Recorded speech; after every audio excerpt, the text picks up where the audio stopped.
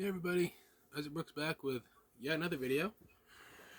And today, I will be going over my predictions for Summerslam, which we'll be having later on tonight. Because I totally spaced to do this yesterday. Honestly, I had a lot going on in my head yesterday, so not really all that surprising I didn't do this. But before we get into the predictions, I'd like to say, if at all, any in this video, I am clearing my throat too much and sound a little bit phlegmy, and my voice kind of sounds a little off. It's either down to allergies or actual phlegm buildup because of having a lot of dairy in the last few hours. Having cream cheese on a bagel, along with some cheese on my eggs, and then having a little piece of leftover cake from my dad's birthday yesterday, and just recently eating leftover meatloaf. So yeah, that out of the way. Let's get into the prediction, shall we? First up, I have written down Logan Paul versus Ricochet. And now, honestly, this match seems like... Sorry about that. Kicked the table accidentally. As I was saying, this match seems a bit of a filler, honestly. But it also seems like a bit of a proving ground for Ricochet, and I guess, in a way, a little more of a proving ground for Logan Paul, I guess. Not that he needs one. Don't really want to see him in WWE anyway. Not to say that he hasn't, proved his worth or whatever, but I'm just not really impressed with anything he does. In the ring and outside of it. I mean, that's not even getting to all the scams he's done with his Prime energy and all that.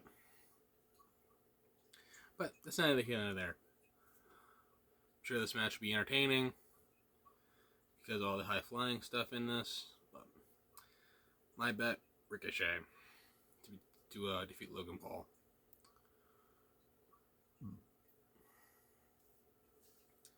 This one definitely gonna be quite the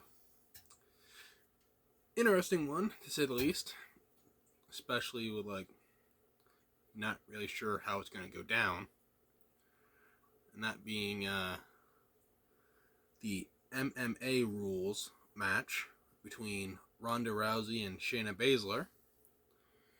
And I'm still kind of surprised about the turn that we saw at Money in the Bank between Shayna and Ronda during their tag match with Liv and Raquel.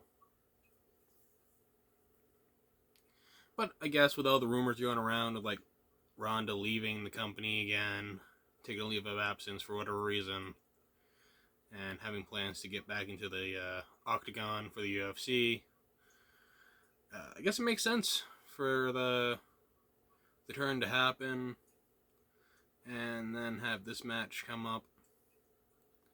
And that also leaves the question, who wins this? Especially with, Ronda possibly leaving. I'm sure a lot of people will be oh, Shayna needs this to prove she can be as dominant, if not more, than Ronda. Kind of get her back to her NXT dominance. They could also argue Ronda would need a good showing, whether that come from a win or loss in this match. So it could go either way, really. But for the sake of this, I'm gonna say Shayna to kind of prove herself, I guess. And send Ronda into the sunset for now until everything is figured out with her situation. And then a match that seems even more like a filler than Logan Paul and Ricochet. Just so they can say, like, oh, we got more people on the card. The 25-man Summerslam Battle Royal sponsored by Slim Jim. And they haven't revealed every single superstar, I don't think, who's going to be in this match.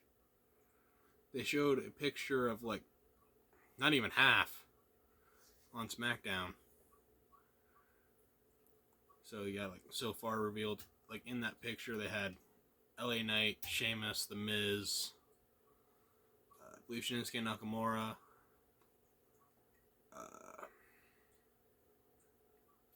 Santos Escobar, Karrion Kross, Grayson Waller, and a few others. But I think the answer of who should win this match is pretty obvious, especially if you just listen to the fan reaction. LA Knight. Yeah. So, not to sound like a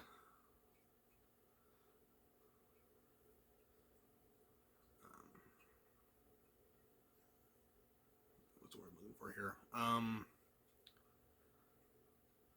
Not to sound like somebody who just jumps on the trend or whatever, but I could see LA Knight winning this one, you know? I mean, it could go either way, much like almost any of the matches on this one. But given how popular it is at the moment, LA Knight probably gets the win here. And then it's the Intercontinental Championship. Drew McIntyre versus Gunther.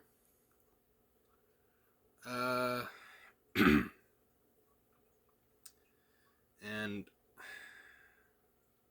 honestly, I can see where a lot of people would be like, oh, Gunther has to win this, surpass the Honky Tonk Man, and, you know. But honestly, this whole thing with, like, what WWE's been doing with, oh, you remember this guy's championship reign? Let's try to surpass that with one of these younger stars. Especially what they've been doing with Roman Reigns and his, almost never-ending story of a run. Didn't he, like, recently, like, surpass Hulk Hogan? Either way, I could see, the argument for Gunther winning this match, but honestly, I think Drew needs this, considering the last time he won a championship in the WWE was during the pandemic. And that was, like, at WrestleMania, defeating Brock Lesnar in front of nobody. So, yeah, Drew needs this.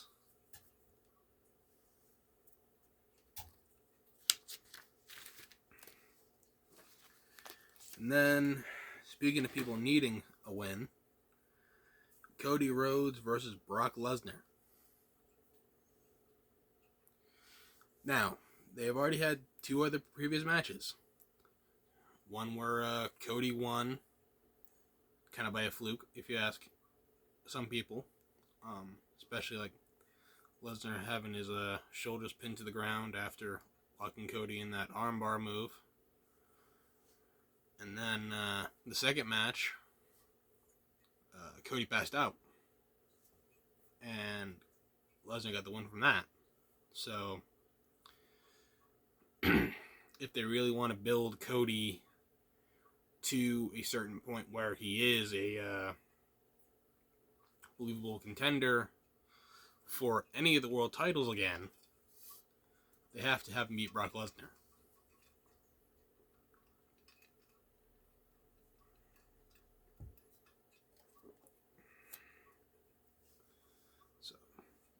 Cody's getting my vote. And then one of the other title matches out of surprisingly only 4. We got the women's triple threat title match between Bianca Belair, Charlotte Flair, and the current champion Asuka. Now, much like I said with Gunther, I can see the argument of like wanting Asuka to have her reign continue, but Bianca could definitely use a win here, especially after everything that's been going on. And even if they don't give her the win, at least give her like a strong showing. Have her get a little more of an edge. And no, I don't mean Adam Copeland.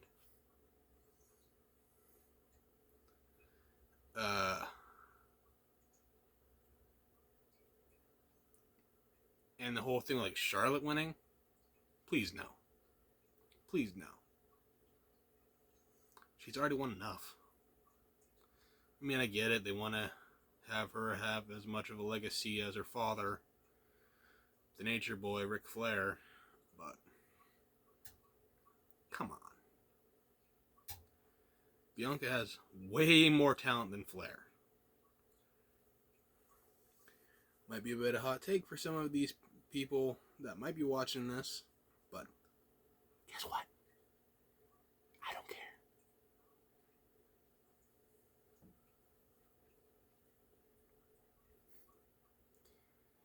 So yeah, Bianca win for this one, even though I can kind of see, like I said, Asuka winning this, but at this point in this one, anybody but Charlotte, because Charlotte's way too overrated as it is.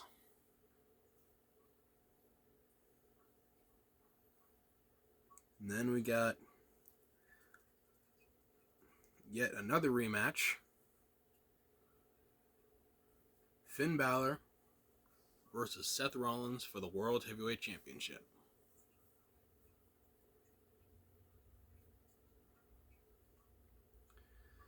And I can see this one going one of at least 3 ways.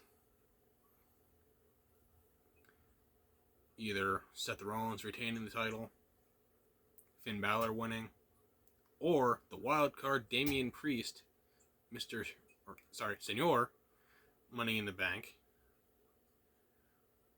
cashing in either on Seth or maybe on Finn, cause more cracks within the Judgment Day, which you can see is really starting to crumble. Even with all the success, I guess, they've had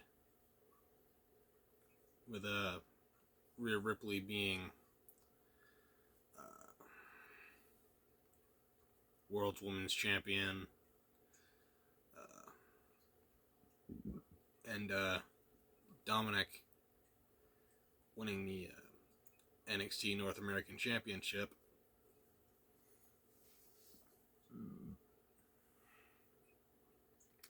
And I will make a video on my thoughts about Dominic Mysterio soon. Probably sometime by Monday.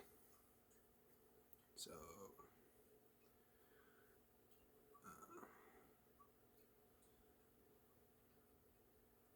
be prepared for that whenever it comes out.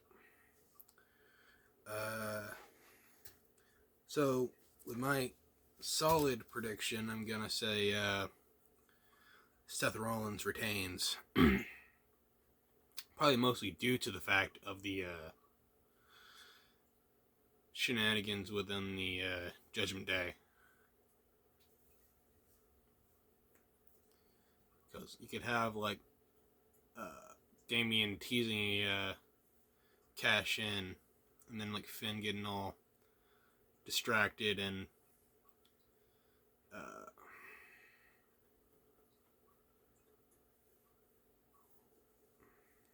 argue with him over all that, and have Rhea and Dominic try to reassess the situation, I guess, with Dominic being like, "Oh, please, you gotta stay as a family," and Ripley just kind of like trying to be the peacekeeper or whatever, play the mommy role.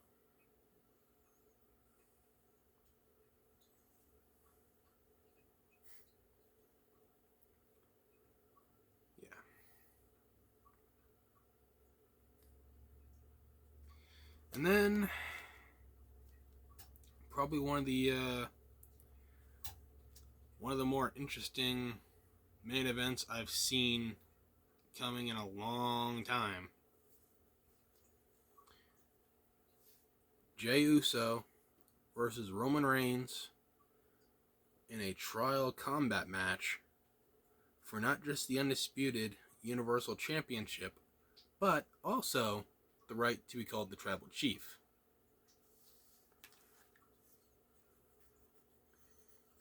And now, for those that don't know, and honestly I didn't until they explained everything, the rules for tribal combat is basically like no disqualification, no countouts, anything goes. Not so really sure about like false count anywhere or anything like that. Probably have to wait and see. But this is definitely going to be a fight. This is definitely going to be a war.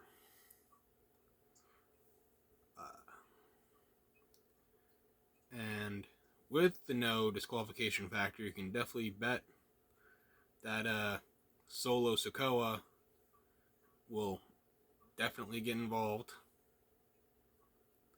Whether it be to help Roman Reigns or finally see the error in the ways of the current champion / chief, and side with his brother.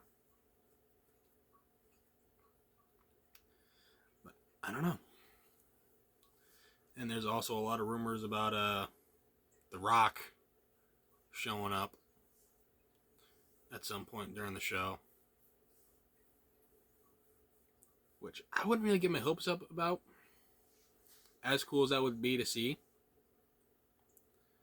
probably the only person at the show that'll have a name with anything to do with rocks is Kid Rock. We'll be doing the cold open for the show. But if I'm proven wrong, cool. But this one I could see going in the favor of Roman Reigns, even though they have had Jey on like a huge boost momentum. But I don't really see Roman losing the championship until WrestleMania. Whether it be because of Cody Rhodes or The Rock or anybody else that they deem fit.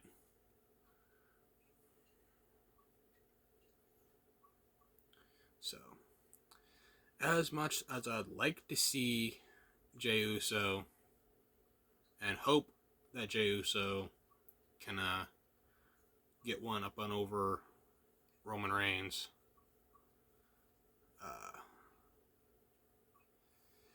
I just can't really see it happening. Again, I would absolutely love to be proven wrong and have Jey Uso be the new tribal chief and new Universal Champion. But when it's all said and done, it'll still be Roman's island of relevancy. Unfortunately. Again, I'd like to be wrong, but I just don't see myself being wrong on this one. Again, wishful thinking side of me, Jey Uso, but logic side, Roman Reigns. So yeah, that's pretty much all for this one. If you enjoyed it, give it a thumbs up. And if you're new to the channel, consider subscribing. I will be uploading another video tomorrow as soon as I get it recorded after watching the event tonight of like what actually happened during the show. So keep an eye out for that. And like I said, I'll more than likely be giving my opinions on everything going on with Dominic Mysterio in a later video, either coming out Monday or some other time. I don't really know. Haven't recorded it yet. I have some stuff in mind of what I want to say, but we'll just have to wait and see. So until then, this is Isaac Brooks signing off. I'll see you next time. Bye.